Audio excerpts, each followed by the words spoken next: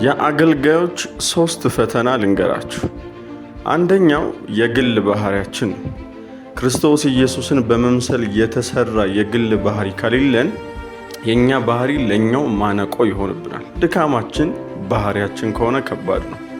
ሁለተኛው ደግሞ የኃጢአት ልምምድ ነው። ሰይጣን ታክቲክ ቀይሮ አያውቅም። ሰዎችን አታክ የሚያደርገው በኃጢአት ፍላጻ ነው። ከድሮ እስካሁን ድረስ ኃጢአት ፍላጻዎቹ ናቸው። በኃጢአት ልምምድ የታነቀ አገልጋይ ደግሞ ከባድ መንገድ ይሄዳል። ሶስተኛው የሰው ምላስ ነው። የሰው ምላስ ኤክስተርናል አታክ ነው። ከውጭ የሚመጣ አታክ ነው። ልብን የሚያወርድ፣ ሞቲቬሽንን የሚቀንስ፣ ብርታታችንን ኢንክሬጅ እንዳንሆን ተግተን እንዳንሰራ የሚያደርግ የሰው ምላስ። አገልጋይ ይህን ሁሉ ነገር አልፎ ተሻግሮ ከሄደ የእግዚአብሔር ክብር የሚገለጥበት ተጽዕኖ የሚፈጥር እጅግ ትልቅ ለውጥን የሚያመጣ የእግዚአብሔር ሰው ሆኖ ይገለጣል።